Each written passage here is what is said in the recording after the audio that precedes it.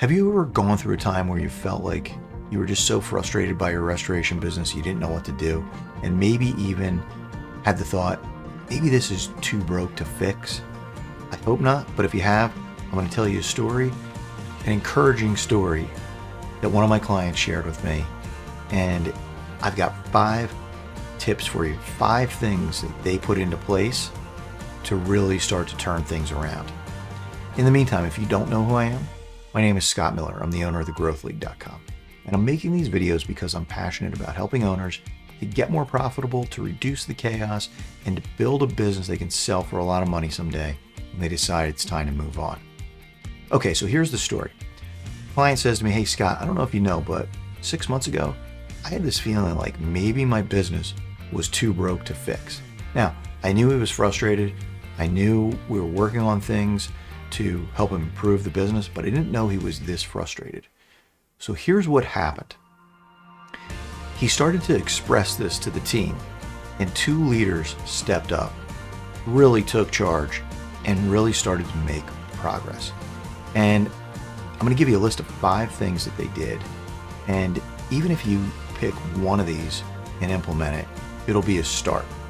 So number 1 is they put a weekly meeting in place. A weekly meeting that they adhered to.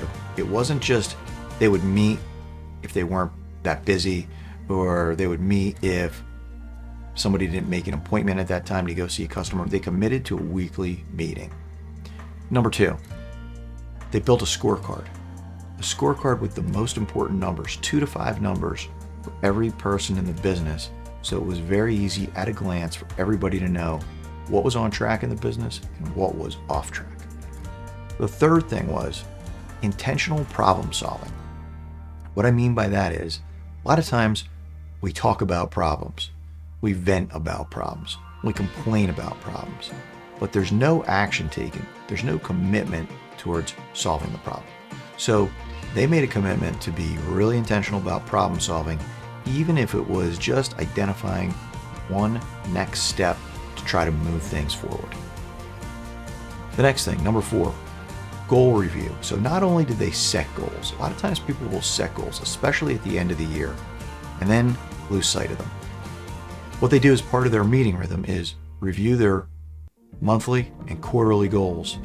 So they're making sure that they're taking actions to keep those things on track and keep them moving forward. The last thing, number 5, celebrating wins.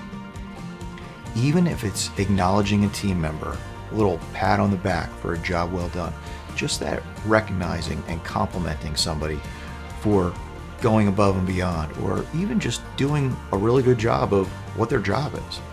Celebrating wins for the team is so important for morale.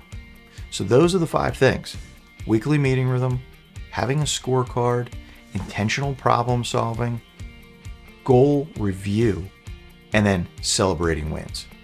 If you want to learn more about how I might be able to help you, just book a call with me by clicking the link below this video. Thanks for watching. See you in the next one.